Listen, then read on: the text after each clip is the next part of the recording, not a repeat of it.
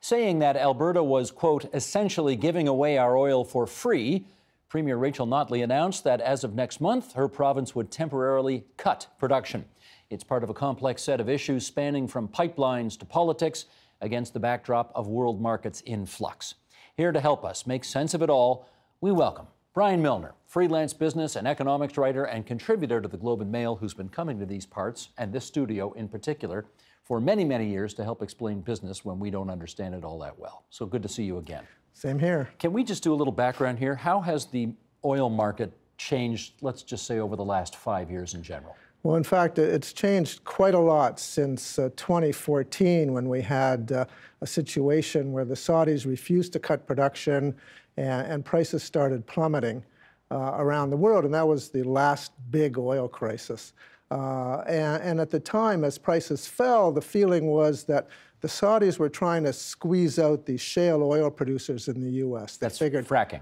Fracking. Mm-hmm. The frackers, figuring they'll stop producing because prices will be so low, we'll still be in the game, and they won't. But that was a miscalculation because, in fact, the frackers temporarily closed production in a large part of the United States where they were doing a lot.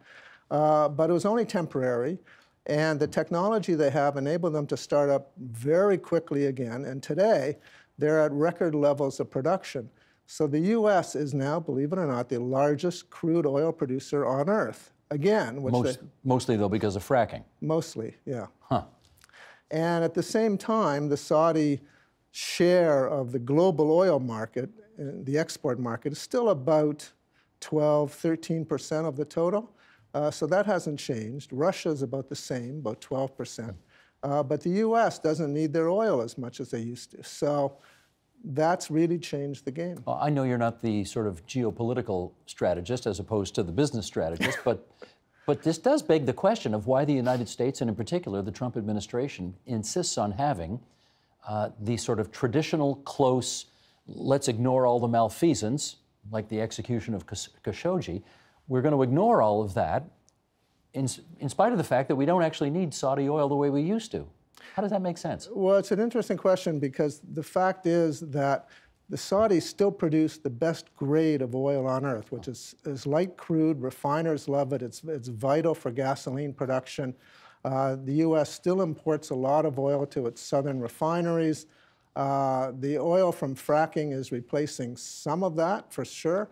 But in the global market, Saudi oil still matters. And therefore, the Saudis still have a big say in what happens in that market and are still geopolitically important. And the U.S. is still an importer of Saudi oil. Okay, U.S. being number one now, and with the explosion of fracking as you just described it, how has that all contributed to affecting the price of oil today?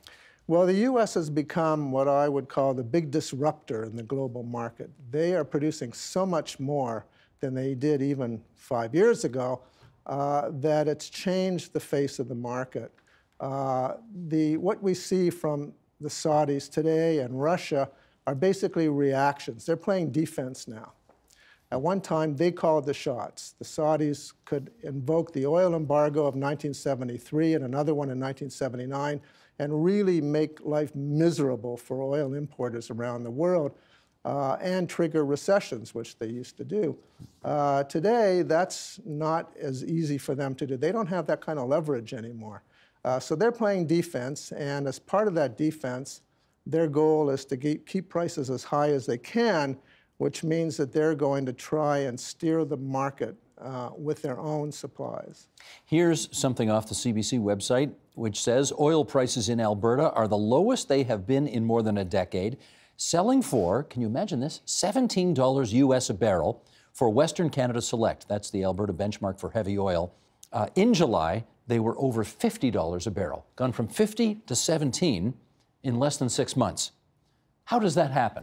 Well, that's the price differential, which has always been there between Western Canadian crude and West Texas Intermediate, which is the U.S.-based price, and the global price, the Brent crude price, is even higher. And the reason that differential exists at all is because of the difficulty of getting heavy oil out of Alberta to the buyers, the refiners that need it. Transportation costs are high. production costs are high, and as a result, there's always been anywhere from $10 to $15 differential, but that differential soared in the last while because of pipeline constraints. And when they started canceling pipeline expansions, that really affected the future price of this oil. So what we have now are really record levels of differentials. At one point, it hit $52. The difference between U.S. prices and Canadian prices were as high as $52. U.S. U.S. That's real money. And now it's dropped, and it's a little bit better. And it improved a bit after Notley announced that they would start capping production, that they would not allow producers to keep overproducing, because they can't move it out anyway. When she announced that, the price differential narrowed a bit. And the Premier of Alberta has the legal authority to cut down on production that way? Oh yes, definitely. She can say these quotas are in effect until we get that differential lower, and the major producers have to agree to this. The junior producers want to agree with it because they can't sell their stuff anyway. So the industry is not necessarily going to oppose this. One of the things, or one of the options, I guess, she was being urged to consider was a kind of a holiday on royalties, just to give companies a break because things have been so tough up there for such a long time. What do you think of that option? Well, I think it's an option that they've weighed in the past, and there's no question that that would improve the bottom line, but it wouldn't solve the problem of what do we do with all this crude oil that's piling up in storage, because right now they are producing 190,000 barrels a day of oil that they can't sell. So the amount in storage is at record levels. If they keep doing that, the price is going to continue to be really depressed, and they're better off trying to get prices up than try to reduce taxes, which really go to the company's bottom line but don't solve the basic problem. Okay, you've told us what the Notley government is now dealing with, and now let's go to OPEC again, because they're meeting, they met today. And tomorrow. And tomorrow, and they're trying to address this price slump. I know you told us about events of 40 years ago when they could just decide to tighten the spigot and that would have ramifications all across the world.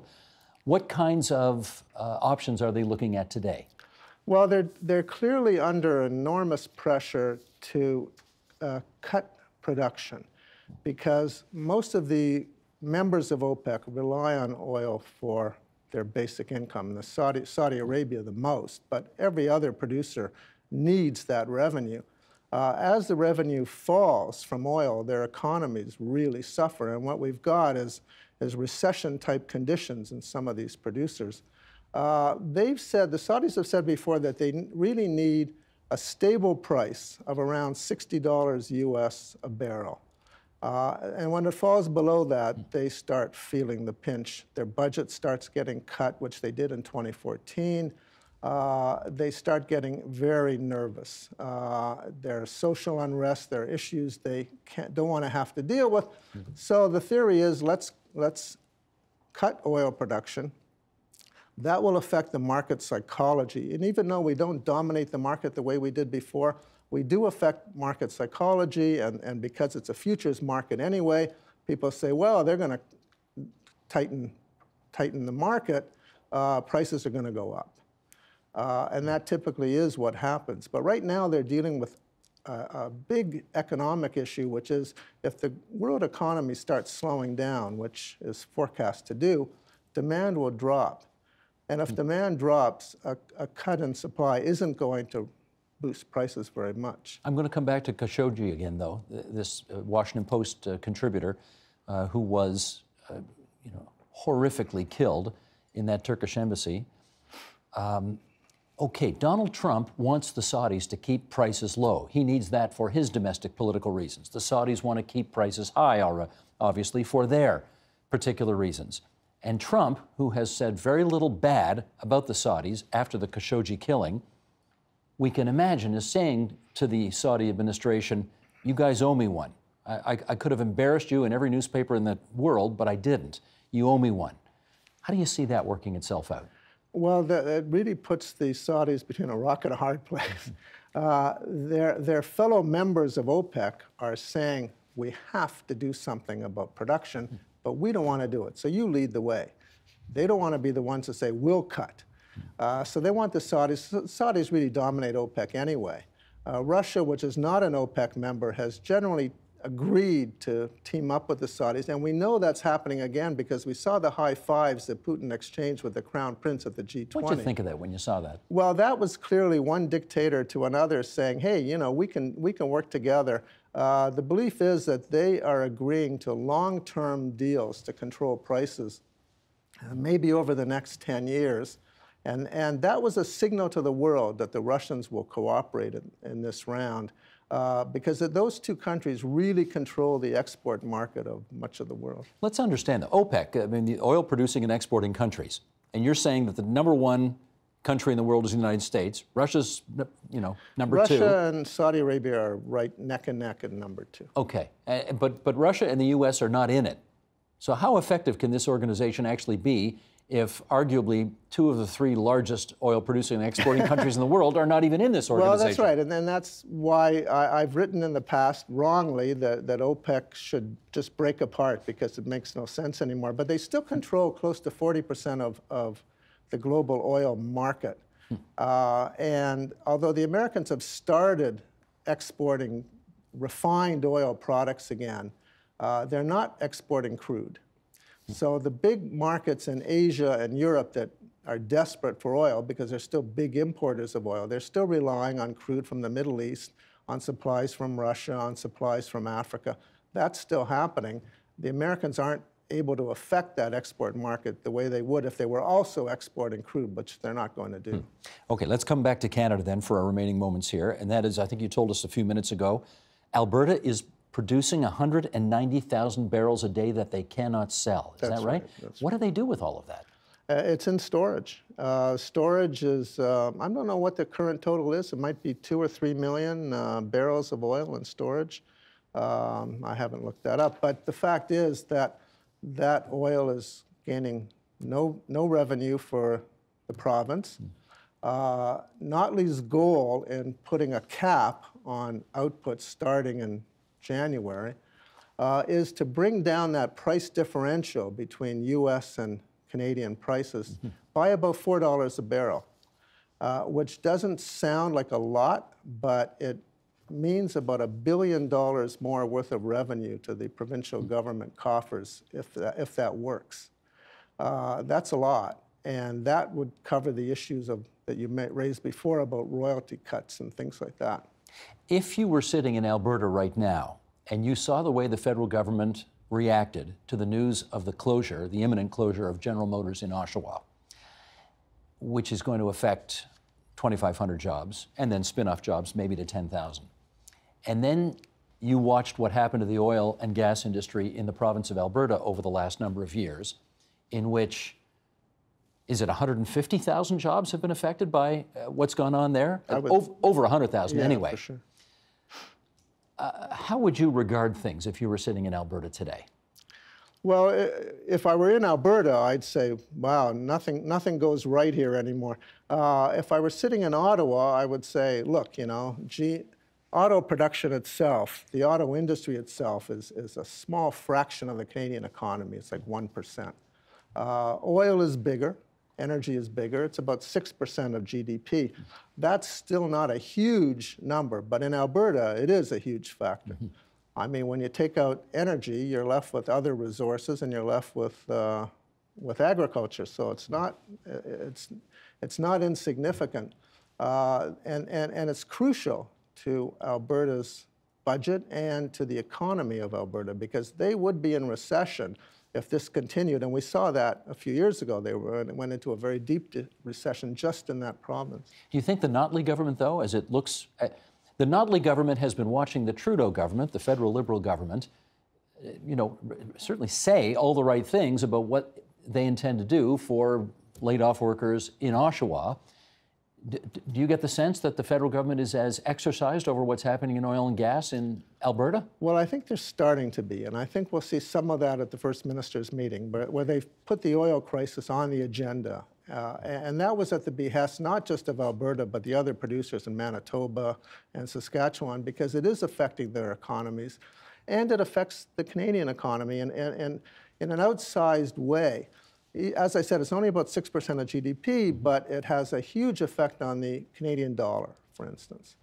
The Canadian dollar is really like a petrodollar as far as the world's concerned. So when oil prices drop, I don't even have to look at the numbers. I know the Canadian dollar is weaker every time that Alberta price goes down. That has an interesting impact because if you're an exporter of, say, manufacturing goods, a weaker dollar is great. But if you're a consumer, it's terrible. And we saw this week that the Bank of Canada decided not to raise interest rates next month, and the oil crisis is one of the big factors. Do you know whether, I mean, obviously there are a lot of different companies doing business in Alberta. Do you know whether most of them, some of them, any of them are on side with Premier Notley's admonition now to cut production? I can tell you that all the junior producers who are really suffering are on side, and a couple of the biggest Canadian producers. The only opponents, I would think, are the big international companies that have their own refining and upgrading operations, because they would be hurt by a cap on production. They want as much output as possible, but they refine it. So they're at a different scale than the other producers. Now, you told us earlier that much of this problem stems from the fact that this country has been unable or unwilling, use whatever word you prefer, to build pipelines to get that bitumen down to the United States to get refined and so on and so forth. There are not going to be any pipelines in the next year, right, or two in Canada. And therefore, unfortunately. You say unfortunately. Obviously, a number of people on the other side of the argument are very happy about that. Bottom line, though, since there aren't going to be any pipelines built, how does this get resolved? Well, it's a real problem because shipping it by any other means, and they don't have enough rail or truck capacity anyway, but even shipping it by those means, it's very expensive. And because of that cost of transportation, that's worked into the differential. So it's very hard to bring that differential as low as Notley would like, as long as it's so difficult to ship that oil south or to get it to the coast. The interesting thing is, though, that if the U.S. continues on its current path, it won't need nearly as much of that oil from Canada. So that because they're producing so much more of their own, especially in West Texas, where their production is at record levels. That oil can get to the refineries a lot easier than Canadian oil coming south. The other factor is that as the global economy slows, we'll see less demand from potential foreign buyers like China. There's one other factor that we haven't raised, and that's the U.S. sanctions on Iran, which supposedly should tighten the market because Iran theoretically can't ship nearly as much oil as it was once the embargo was lifted in 2015. The fact is, though, that the U.S. has exempted 8 buyers of Iranian oil, and that includes their 3 biggest markets, India, China, and Japan. So while Trump talks a big game about how tough he is, he's saying, well, I better allow this or the market's going to be screwy and prices are going to skyrocket and I'm going to end up with a recession just when I'm running for re-election. So all those factors come into play. And 19 minutes later, we understand this subject way better, thanks to Brian Milner. Thank you. Thank you, Brian. The Agenda with Steve Paikin is brought to you by the Chartered Professional Accountants of Ontario, helping businesses stay on the right side of change with strategic thinking, insightful decisions, and business leadership. Are you on the right side of change? Ask an Ontario CPA.